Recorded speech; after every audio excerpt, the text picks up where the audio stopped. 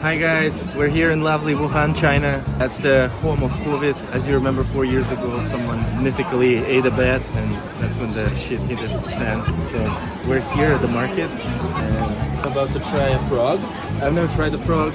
We'll see how it tastes. I heard it tastes like chicken a little bit, but smells like seed. Super excited. We'll see.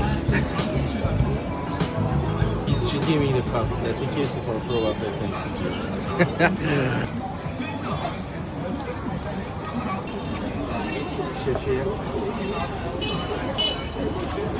Well, let's go. First bite. It's massive.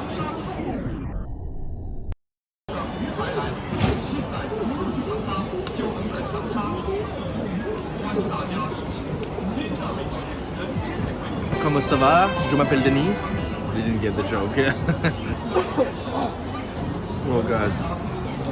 It's good. Good? It's good. It's really good.